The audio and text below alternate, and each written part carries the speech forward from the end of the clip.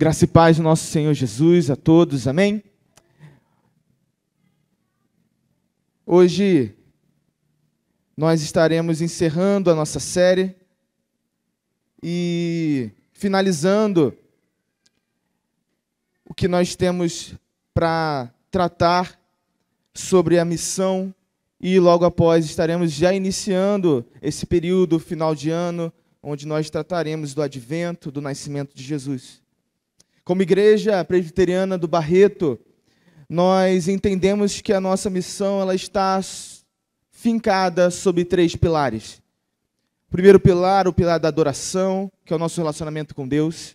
O segundo pilar é o pilar da comunhão, que é o nosso relacionamento interno como igreja uns com os outros. E o terceiro pilar, que é o pilar da missão. Nos últimos domingos, nós temos tratado justamente do terceiro pilar da nossa missão, que é a própria missão. Porém, nós não podemos nos esquecer que todos esses 3 pilares, eles não funcionam de forma separada.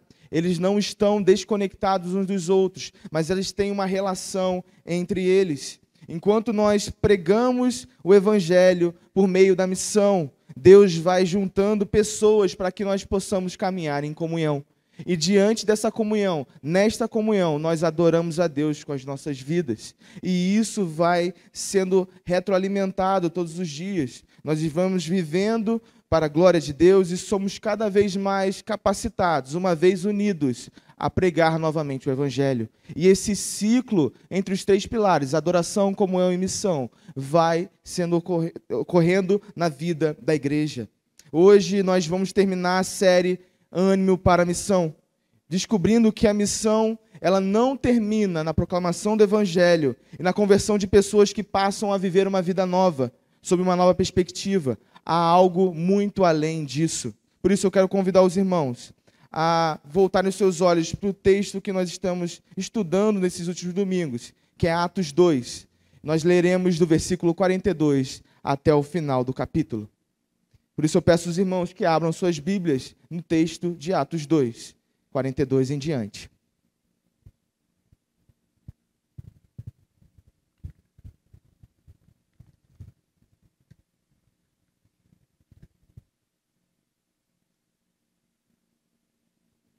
Atos 2, 42.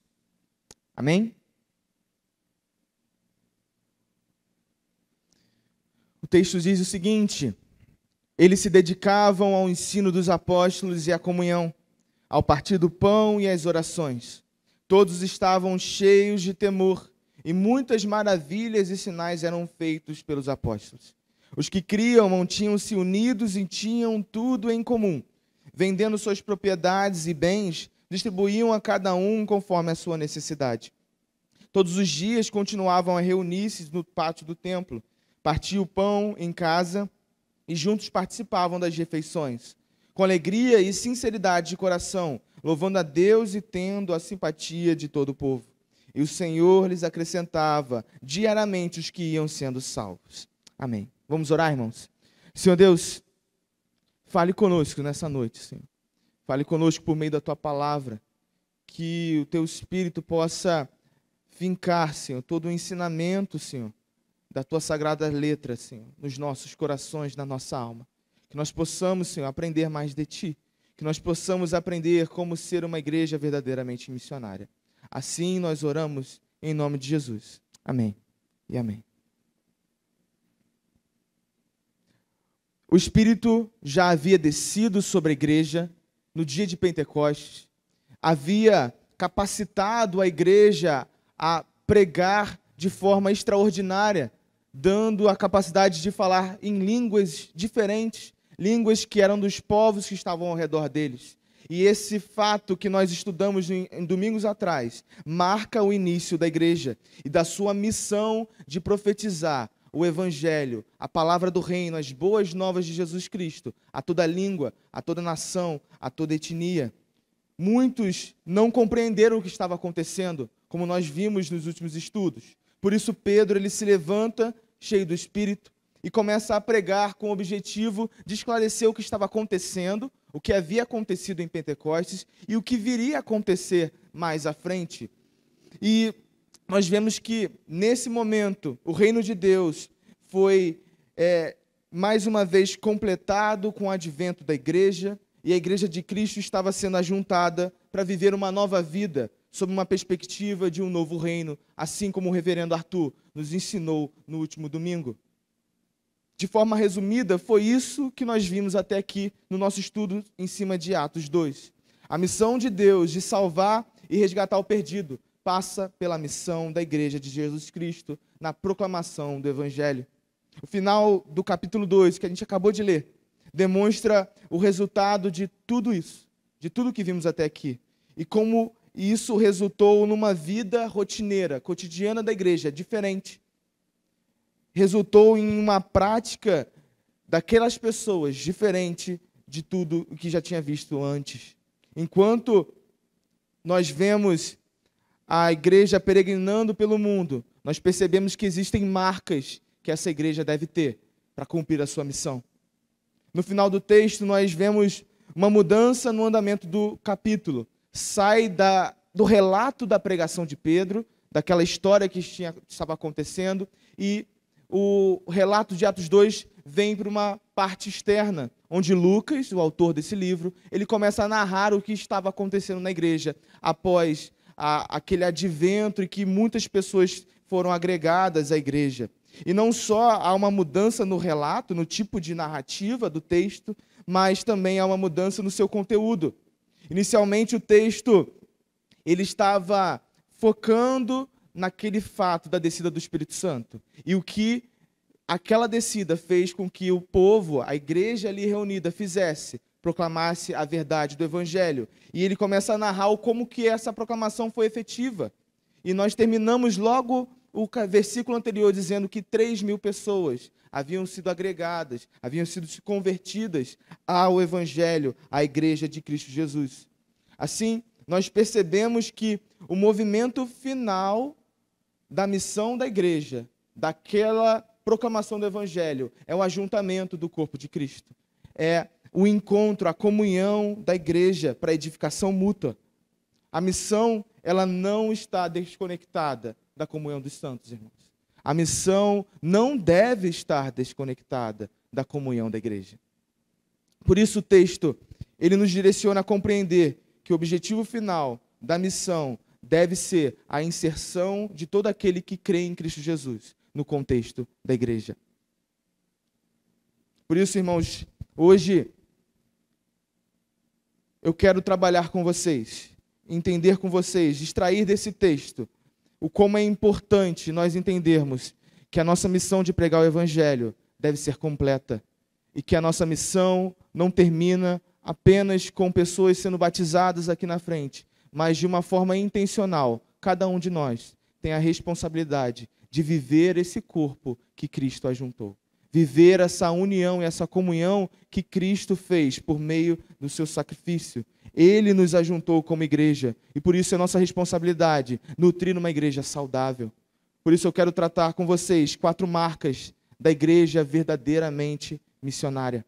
A primeira marca que nós aprendemos no texto que lemos é que uma igreja missionária, ela se dedica ao ensino do Evangelho. Ela se dedica à palavra do Senhor.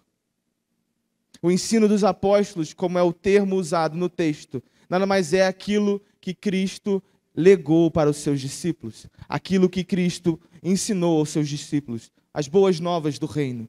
E aquela igreja, a igreja primitiva, estava ciente de que sua vida deveria estar pautada nesse ensinamento. E nada mais é do que o seu relacionamento com Deus por meio da palavra. Cristo havia assunto aos céus, ele não estava mais presente ali, o Deus encarnado não estava mais presente, e agora era a mensagem de Deus, a mensagem de Cristo que estava viva, e estava viva por causa da ação do Espírito. E a igreja primitiva sabia que esse relacionamento com o próprio Deus, por meio da palavra revelada, era fundamental. E vemos como o povo, como a igreja responde a isso com suas orações, e como Deus agia de forma maravilhosa por meio dos apóstolos, por meio de sinais e maravilhas. E tudo isso que acontecia nesse nesse entendimento de que a palavra do Senhor devia ser vital, o ensinamento dos apóstolos devia ser vital na vida da igreja, causou um espanto no povo ao seu redor.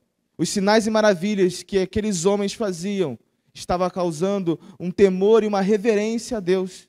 E John MacArthur, comentando esse texto, afirma que o povo tinha plena consciência de que o poder que estava sendo demonstrado pelos apóstolos não era dos apóstolos, mas era um poder divino que via de Deus. E isso nos demonstra que, de fato, aquela igreja vivia por meio do poder de Deus, daquilo que Jesus Cristo havia legado a eles. Eles tinham plena convicção de que era a palavra, o ensino dos apóstolos e tudo o que eles haviam recebido que deveria guiar e direcionar os seus passos. Hoje, quando nós olhamos para nós mesmos, talvez a gente esteja se dedicando a muitas outras coisas e nos esquecendo de que devemos dedicar ao ensino do Evangelho e da palavra do Senhor. Muitas vezes nós nos dedicamos muito ao trabalho, ao aperfeiçoamento acadêmico. Às vezes nós gastamos tempo, muito tempo, ficando a par das últimas notícias que estão passando pelo mundo. Também buscamos todo dia estar a par do que acontece na rede social. A notícia sobre os famosos, mas às vezes nos esquecemos de que precisamos nos dedicar diariamente a nos alimentar da palavra de Deus, entendendo que é ela que deve direcionar as nossas vidas, é ela que deve ser o guia. Não há vida cristã sem que estejamos sendo moldados pela palavra de Deus, irmãos. Não há vida cristã se a palavra que veio dos apóstolos, que foi entregue por Jesus Cristo, sem que o Evangelho, a mensagem do Evangelho, esteja diariamente presente nas nossas vidas, seja nós meditando nelas ou proclamando elas. Por isso, irmãos, que nós possamos ter isso em mente, que uma igreja verdadeiramente missionária, ela se dedica a se encher da palavra de Deus, porque é essa mensagem que nós iremos levar. A segunda marca de uma igreja verdadeiramente missionária é que ela se mantém unida em comunhão. O texto nos afirma que aqueles irmãos, eles se dedicavam também à comunhão e eles se mantinham unidos. Aqueles irmãos, eles se reuniam todos os dias no pátio do templo para estarem juntos, sendo esse um sinal claro de que eles intencionalmente separavam um momento para estarem juntos. Não era a sobra do tempo, não era quando dava, mas eles tinham um horário marcado, todos os dias, para se encontrarem. Eles partiam pão juntos, eles conviviam juntos, e nós sabemos que a mesa para o Antigo Oriente, compartilhar a mesa com alguém é algo muito significativo. É um símbolo claro de que há uma comunhão, há um afeto, há um amor entre as pessoas. E a igreja vivia assim. Todos eles estavam ativamente engajados na vida comunitária. Irmãos, no plano de Deus, a vida cristã, ela nunca será individual. Ela nunca será sozinha. A vida cristã é uma vida de comunhão. Por isso nós devemos inserir a todos, aqueles que nós alcançamos, aqueles que já estão aqui conosco, numa vida comunitária. Nós temos que nos engajar ativamente em fazer parte de uma igreja de forma clara, evidente, objetiva, participando da vida uns dos outros, cuidando uns dos outros, amando uns aos outros. Por isso, nós precisamos entender que não necessariamente nós precisamos diariamente nos encontrar assim como a igreja primitiva, mas precisamos separar um tempo intencional para estarmos unidos.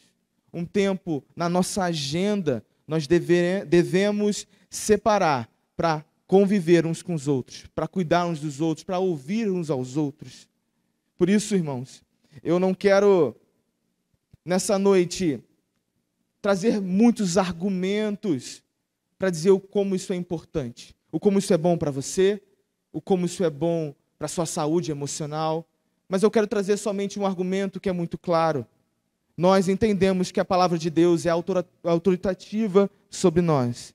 Por isso, nós devemos nos encontrar, irmãos, no culto de domingo, em comunhão, porque a Bíblia, porque Deus, porque o nosso Senhor Jesus exige isso de nós. Isso já deve ser suficiente, irmãos, para nós priorizarmos o culto, para nós priorizarmos a comunhão dos santos. A nossa igreja separa tempo, tira um horário da semana para fazer com que nós estejamos aqui juntos. E nós, cada um de nós, cada membro, temos a responsabilidade de entender que isso é importante, de que Deus exige isso de nós. Nós também devemos entender que nós devemos criar laços, vínculos, compartilhar a vida, assim como o pequeno grupo nos direciona a fazer. Porque também Deus e a sua palavra exigem isso de nós. Por isso o PG foi pensado pela liderança da nossa igreja, para que possamos ter tempos juntos de compartilhar a vida, de dividir as dores, de chorar juntos, de nos alegrarmos juntos. Por isso, irmãos, que nós possamos entender que isso é uma ordenança do Senhor. Isso é uma ordenança para a igreja dele. E se nós queremos viver como igreja de Cristo, nós devemos nos atentar com relação a isso. A terceira marca é que uma igreja missionária, ela busca assistir os necessitados. O fato daqueles irmãos venderem os seus bens com o objetivo de assistir os necessitados demonstra que aquela igreja estava ciente, ela tinha o coração alinhado com a ideia de que eu preciso olhar para o meu irmão, não apenas num sentido espiritual, mas também ver as necessidades materiais dele, entendendo que Deus me chamou para cuidar das necessidades do meu irmão, tanto espirituais, emocionais, como materiais. Aqueles irmãos, eles foram alcançados pelo Espírito e o Espírito fez uma transformação no seu coração de tal maneira que houve um equilíbrio no coração deles com relação aos bens materiais e às coisas desse mundo. E foi gerado no coração daqueles irmãos um espírito generoso. A ação do Espírito em Pentecostes gerou uma igreja generosa e que tem um olhar atento aos necessitados. De maneira nenhuma esse trecho ele visa invalidar a possibilidade do cristão ter bens que ele deseja ter. Não significa que você deve vender tudo o que você tem. Mas esse texto nos indica que se Deus nos abençoou financeiramente, se Deus nos deu mais do que nós precisamos, isso é para que nós usemos tudo o que nós temos para abençoar a vida do nosso irmão. Entender que nós precisamos ter um olhar equilibrado sobre aquilo que nós temos de bens materiais. E que muitas vezes nós temos muito mais do que necessitamos, muito mais do que é preciso. E muitas vezes irmãos ao nosso lado faltam coisas, estão necessitados. Então esse texto nos indica a sermos generosos, a termos compaixão e estender a mão a quem precisa. Por isso, irmãos, hoje, não só como a igreja primitiva, nós temos a responsabilidade de assistir uns aos outros nas suas necessidades. Não podemos viver uma vida que preza tanto os bens materiais, que não se importa com aquele que passa necessidade ao nosso lado. Por isso, eu quero convidar os irmãos a refletirem sobre dois perigos que talvez muitos de nós estejamos recorrendo aqui e agora. O primeiro perigo é o perigo da avareza, é o perigo de não estarmos tendo compaixão, não estamos com o olhar atento para aquele que tem necessidade, devido ao nosso coração duro com relação ao outro e ao dinheiro e aos bens que Deus nos deu. Por isso, irmãos, eu convido a vocês a se avaliarem, porque isso é um grande perigo, irmãos. É um perigo porque o ídolo, o Deus dinheiro, ele nos traga, ele nos destrói, ele nos afasta das pessoas que nós amamos. Por isso, irmãos, que a gente possa pedir misericórdia a Deus, para que o dinheiro não seja um ídolo, não nos prenda, porque o dinheiro fica, irmãos. O dinheiro fica aqui. Tudo que nós construímos como material, quando a vida for ceifada, nós não levaremos nada. Mas aquele irmão que nós estendemos a mão, que nós abençoamos, isso será para a eternidade. A vida dessa pessoa que nós demonstramos amor, também com a ajuda financeira, isso será algo que nós levaremos para a eternidade. E o segundo perigo é um tema que talvez seja muito difícil de falar hoje do púlpito, mas é importante. É a negligência de muitos de nós com o sustento da igreja local. Irmãos, nós sabemos que existem homens que foram levantados por Deus e que dedicam a sua vida para o ministério, o cuidado de pessoas, o cuidado da alma. Nós sabemos da realidade de que a igreja precisa desses homens e que Deus levantou homens para uma frente de cuidado e de proclamação do Evangelho. E nós, como cristãos, como igreja de Cristo, quando olhamos para a palavra de Deus, nós sabemos que nós temos uma responsabilidade em sustentar a igreja local. Se nós hoje estamos aqui, nesse local, o ar-condicionado ligado, o som funcionando, nós podemos estar aqui juntos nesse local, é porque nós estamos sendo fiéis no nosso sustento com a igreja. Por isso, irmãos, que a gente possa entender que isso faz parte da vida cristã e que tanto na ajuda ao necessitado, quanto no sustento da igreja, que já ajuda outras pessoas, que ajudam frentes missionárias. Isso é um papel nosso como igreja. Isso é uma ordenança que Deus estabelece na Bíblia, para que o nosso coração seja generoso e que a gente possa entender que nosso bolso, a nossa conta bancária, deve também ser convertida a Deus. Entendendo que tudo o que nós recebemos vem dele, vem das mãos do próprio Deus. A quarta marca e última de uma igreja missionária é que uma igreja missionária é aquela que dá um bom testemunho para a sociedade. O versículo final, Lucas diz para a gente que enquanto eles se reuniam, enquanto eles partiam o pão, eles louvavam a Deus e tinham a simpatia de todo o povo. A igreja primitiva fazia diferença naquele contexto. A igreja primitiva era vista com bons olhos e encantava todo aquele que presenciava o que a igreja estava fazendo. A igreja tinha simpatia, o povo gostava da igreja. O povo gostava de tudo o que estava sendo feito ali. A igreja tinha um bom testemunho. Eles davam testemunho de algo, de pessoas retas, justas, boas, que transpareciam amor, que transbordavam algo novo e diferente, que valia a pena ser visto. De fato, aquela igreja estava fazendo diferença. Por isso, nós vemos que o capítulo ele se encerra de que todo dia, diariamente, Deus acrescentava mais pessoas que iam sendo salvas. O ponto que isso traz para nós é que, infelizmente, hoje a igreja cristã no Brasil tem perdido o seu crédito como uma igreja justa, correta, honesta. Nós não mais estamos como exemplos de honestidade, de justiça, de amor. A igreja, o cristão, não é mais visto como aquele exemplo de moral. E isso está muito errado, irmãos. Não deveria ser assim, porque nós conhecemos o padrão do que é bom, o padrão do que é justo, do que é reto na palavra do Senhor. E a pergunta que eu faço não é sobre o modelo de cristianismo e de evangelho que tem sido pregado nas nossas televisões e por aí afora. Mas a pergunta que a gente deve fazer é o que nós, Igreja Presbiteriana do Barreto, estamos fazendo com relação a isso. O que nós temos feito para mudar isso. Nossas atitudes têm confirmado essa realidade de que o cristão não é mais digno de confiança, ou nós, Igreja do Barreto, estamos sendo diferente e nós estamos contribuindo para que a sociedade veja que aqui dentro há o exemplo de bondade, porque é aqui que nós temos as palavras do Deus que é bom e justo. Será que nós temos sido bons profissionais em nosso trabalho? Será que nós temos vivido de maneira justa e correta?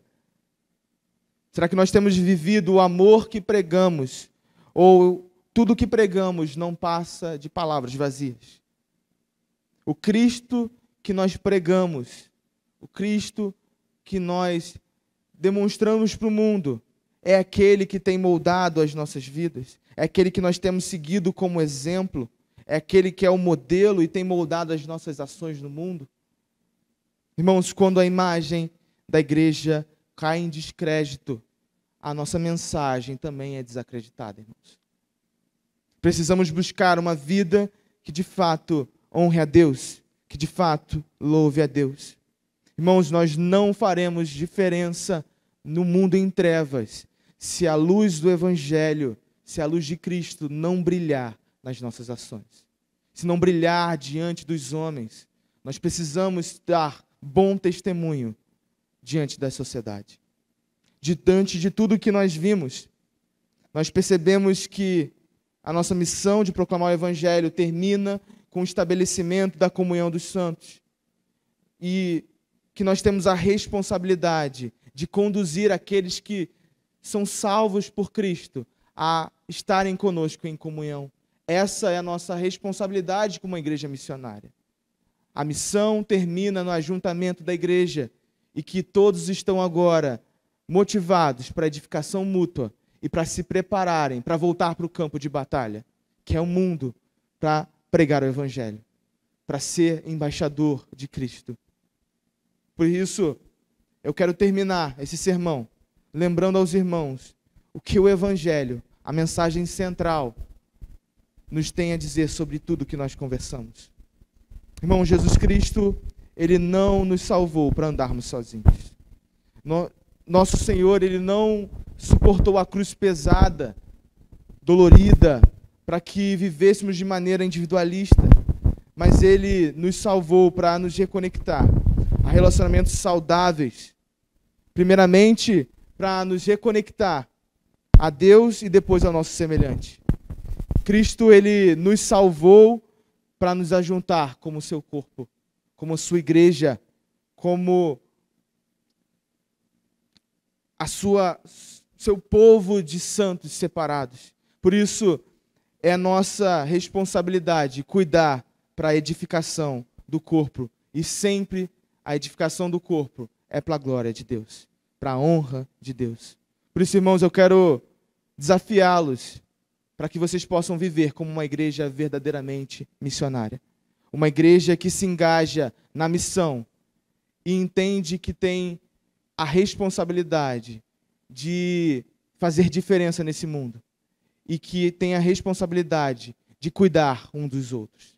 Por isso, irmãos, eu quero desafiá-los a, se por algum motivo você não se sente ainda tão engajado na nossa comunidade, que você possa, a partir de hoje, se entregar cada vez mais no cuidado, no sustento e em tudo que o Senhor tem dado a você para a edificação da igreja e para a proclamação do reino de Deus a todos que necessitam. Vamos orar, irmãos? Senhor Deus, obrigado, Senhor. Obrigado primeiramente por Jesus Cristo, que nos salvou e nos redimiu.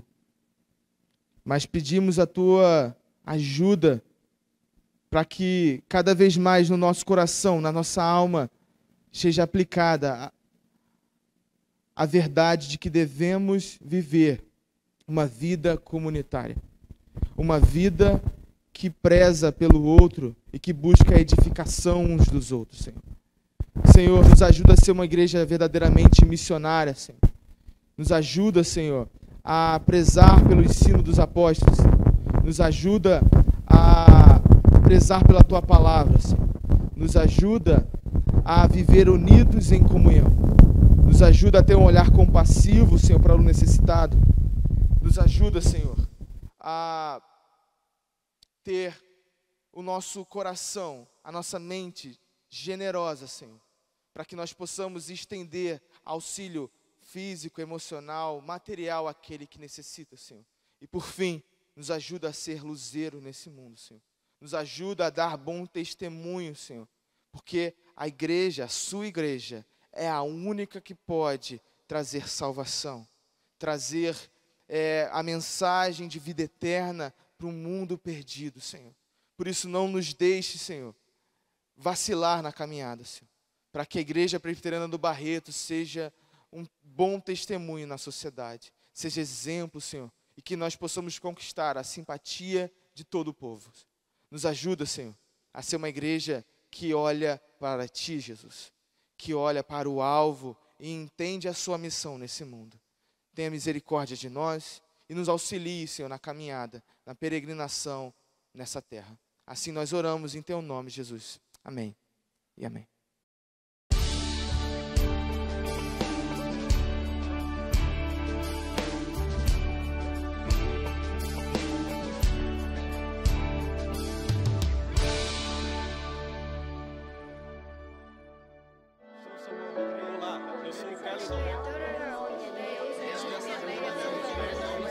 Igreja Presbiteriana do Brasil, há 160 anos, abençoando a nação brasileira.